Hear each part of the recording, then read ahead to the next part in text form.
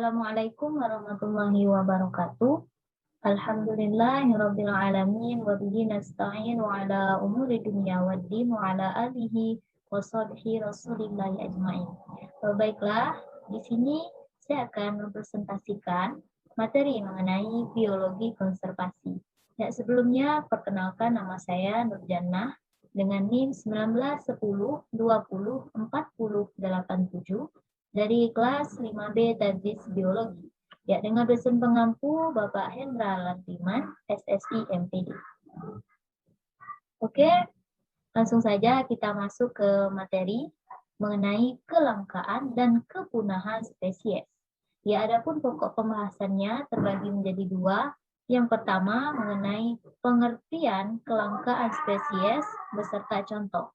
Yang kedua, pengertian kepunahan spesies beserta contohnya. Ya, oke, langsung saja kita masuk ke materi yang pertama, yakni mengenai kelangkaan spesies. Ya, apa pengertiannya? Ya, jadi kelangkaan itu adalah kondisi di mana makhluk hidup tidak mempunyai cukup sumber daya untuk mampu bertahan dengan semua kebutuhannya. Nah, jadi kelangkaan spesies ini merupakan tahap awal dari kepunahan spesies.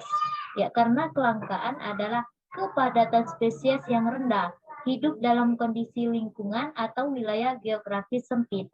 Jadi ancaman kepunahan spesies ini diperparah oleh kegiatan eksploitasi sumber daya yang berasal dari habitat spesies tersebut. Nah, sehingga ekosistem yang ada di dalamnya menjadi rusak.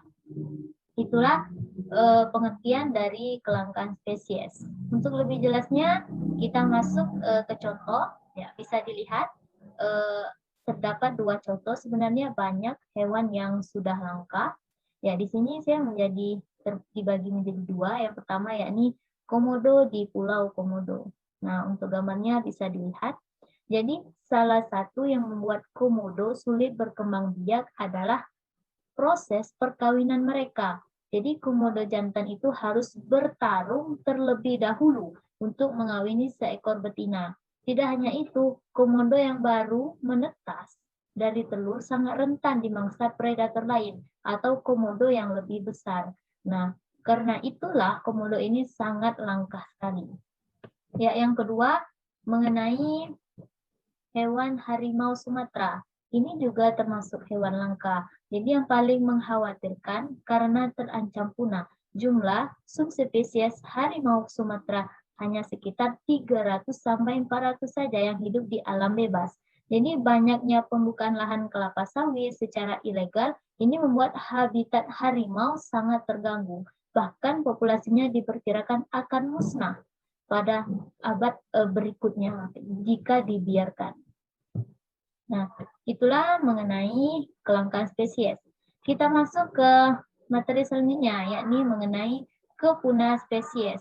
Ya, apa itu kepunahan spesies? Nah, jadi kepunahan dalam biologi berarti hilangnya keberadaan dari sebuah spesies atau sekelompok takson.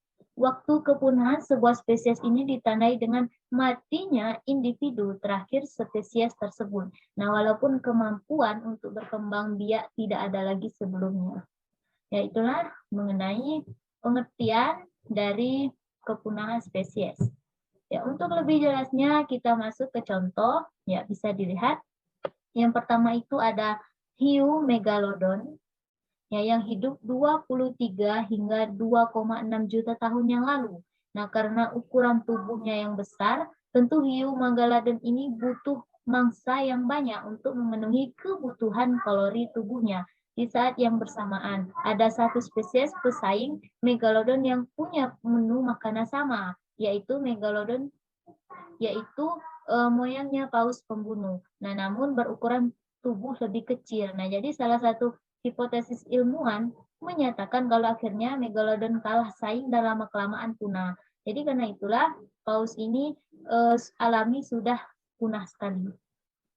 Ya, selanjutnya yakni ada penyu belimbing. Jadi penyu ini sangat besar ya, bisa dilihat pada gambar. Nah, inilah spesies penyu laut terbesar di dunia dan salah satu yang paling sering bermigrasi.